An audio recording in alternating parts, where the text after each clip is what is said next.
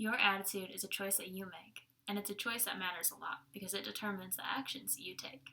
And today we are starting a new Sunday devotional series to talk about just why our attitudes matter so much. Lately we've been talking a lot about how God has big plans for our lives, and He wants to do these amazing things, and He loves us so much, and He has all these big plans and wants to do all these things. And we can't accomplish those unless we have the right attitude to go out and do those things. And Ephesians chapter 4 tells us a little bit about that. It starts in verse 17, going all the way to verse 32. We're not going to read all that. I encourage you, though, to read it on your own. I just want to focus in on 4:21 through 23. It says, "Since you have heard about Jesus and have learned the truth that comes from Him, throw off your old sinful nature and your former way of life, which is corrupted by lust and deception. Instead, let the Spirit renew your thoughts and attitudes. Put on your new nature, created to be like God, truly righteous and holy." God is asking you in these verses to change your attitudes so that you can follow Him and follow Him to see the plans that He has for you. And we can't do that if we're in a bad state of mind. And I think a lot of times we get our attitudes confused with our moods.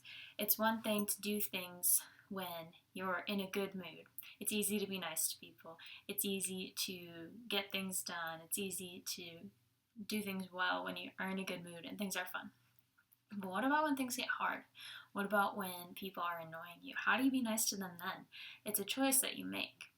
And especially right now, in this time of year, as we're getting ready for the holidays and New Year's, a lot of times we start reflecting a little bit about the year we just had and the new goals that we're going to have for the next year. And it's easy, really easy, to get excited about our new goals at the beginning of the year before things start getting hard, when everything is in theory. I would really like to accomplish this, or I want to do this cool thing. And that's when you're in a good mood because it's new and it's exciting and nothing's gotten in your way yet. But what is actually going to help you achieve those goals is choosing the attitude of, I'm going to get this done. I'm going to choose to work hard, and I'm going to overcome this, and I'm going to stay strong, and all of these different things. So it's really important to have a good attitude towards the things that you're doing. And I want to look at the definitions of an attitude and a mood because they are very different. A mood relates a lot more to your emotions. It is a temporary state of mind or feeling, and your emotions are those temporary feelings. And those are just the natural, instinctive things that you're feeling towards whatever the circumstances or the people that you're around. Those are going to affect your mood. And you can choose to have the different attitude that overrides whatever mood you're in. Because an attitude is a settled way of thinking or feeling about someone or something, typically one that is reflected in your behavior. So you can be in a bad mood and let that carry on, and you can choose to have a bad attitude. But the thing is, the attitude is the thing that's reflected in your behavior. So your attitude is the thing that's going to affect the thing you do. So if you're in a bad mood, if you choose a good attitude, you can still act in a good way. You can still go out and work hard at whatever it is you're trying to do. With a good attitude, you can still be nice to that person who's annoying you. So it's very important to know the difference between the two, and then it's important to not only know that difference, but apply that difference in your life and actually act that out and recognize it. The more self-aware you become, the easier it is to recognize the bad moods that you're in, and it's easier to turn off those feelings and choose a different attitude. And when things are going to get hard and you're going to want to give up, and God is calling you to not give in to those temptations of wanting to give up, because He has big plans for you and wants to see those accomplished in your life. And Matthew chapter 5 tells us a little bit about that. It's Jesus' Sermon on the Mount, and He's basically telling His followers that things are going to get tough if you're following Him. that is one thing about being a Christian. Jesus never said it was going to be easy. And he never said that you're going to have a smooth road ahead of you. There's going to be times where you have to make really tough decisions. There's going to be things that you miss out on, or things that you don't do, or there's things that you're going to be called to do that you don't want to do. So it's important to choose the attitude to follow him. And I want to look at Matthew chapter 5, verses 11 and 12. God blesses you when people mock you or persecute you and lie about you and say all sorts of evil things against you because you're my followers. So when bad things are happening, God's going to bless you. And he's telling you in verse 12, be happy about it. Be very glad, for a great reward awaits you in heaven. And remember, the ancient prophets were persecuted in the same way. So even when people are making fun of you, being mean to you, if you're going through all these really bad and frustrating things, God is telling you, be happy about it. And God doesn't ask you to do things that he doesn't think you're capable of doing. So if he's asking you to be happy and very glad about all of the bad things that are happening, he's not asking you to be happy about the bad things themselves. He's asking you to choose a perspective that is focusing on him and the reward that awaits you. And he's asking you to be happy in the circumstance. He's telling you to still choose joy and have a good attitude towards these things, even when it seems hopeless and bad. And it can be really hard sometimes, I know, but he doesn't ask you to do things he doesn't think you can handle. So I don't want to hear, I can't do this, or this person's so mean to me, I can't be nice to them. God's asking you to still be happy, and you're going to be able to do it. It's up to you to make that choice to go out there and do it. And he's not asking you to do it alone. He'll help you through that, and he'll give you the strength to still be happy in the face of trials and really hard things. And so the attitudes you choose are very important because, one, God's asking you to choose good attitudes. So if he's asking you to choose these things, it's important. And two, they affect your life. I like to think of our attitudes kind of as like the building blocks of our lives. If we choose good attitudes, we're building our lives with good blocks because our attitudes affect our actions.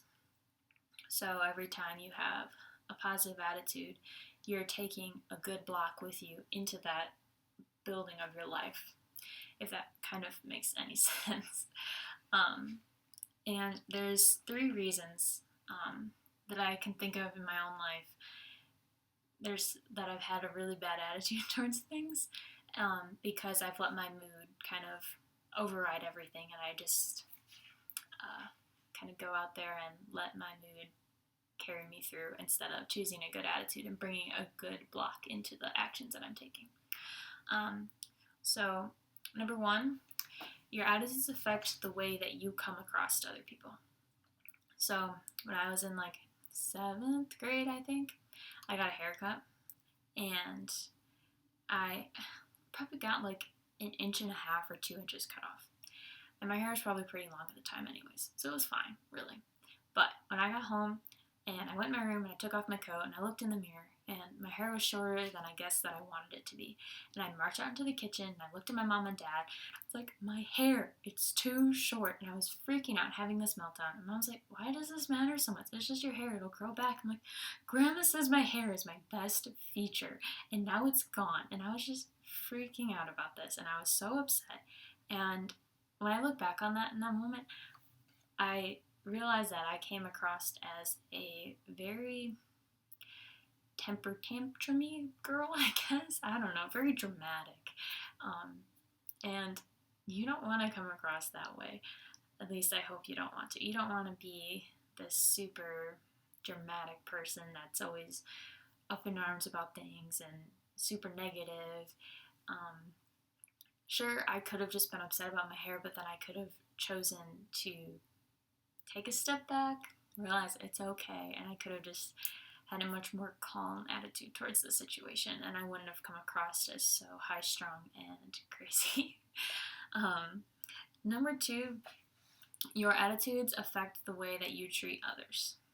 So I remember in first grade, um, I don't know if you guys had to do this when you were younger, but we had like those card things where you have like a red card, green card, yellow card. That's in the wrong order. But anyways, um, my like group that I was sitting with, we must have been talking too loud or not on task or whatever, and we had to go turn our cards. So my green card went to a yellow card, and I was so upset. And then the rest of my day was ruined. And then I got home, and my poor grandma, we were redoing my room at the time, so she had been spending all day scraping this wallpaper. So like in the middle of my room, there's like an 8-inch thick wallpaper that went around it. And she was standing there in my room when I got home with a bowl and like a towel to like wet it down.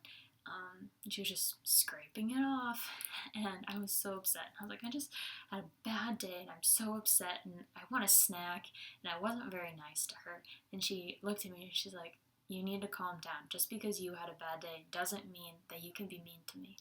And I think that was a really important lesson for me to learn, because that's so true. Just because you're having a bad day, it doesn't mean that you're allowed to let that mood let you be mean to everybody else. You've got to choose to have a joyful attitude in all circumstances. God's telling us, be happy because you have a greater reward in heaven. So when you're having a bad day, there's still that promise of God that things are going to get better. So we can be happy about that. And we can't let our moods let us be mean to people, because, well, it's just not nice. And I remember feeling really bad about that after my grandma was like, you can't be mean to me. It's like, it's just, I didn't want to be mean to her because she was doing a really nice thing for me.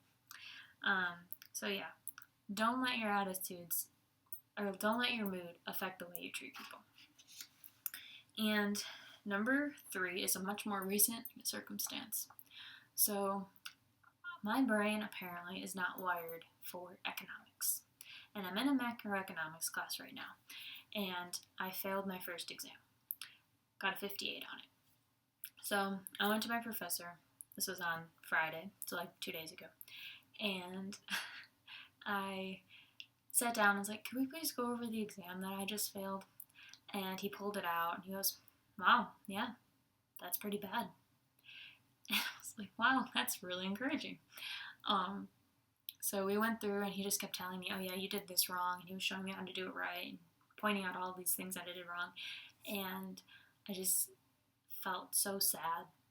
And I started crying and I was just really upset. And he's like, why are you so upset? I was like, I've never failed an exam before and this is terrible. And like, I was like, I don't even care about this class anymore. And he like made me sit down and he like went through and did the math with me and like, you could still get a B in the class, it'll be okay.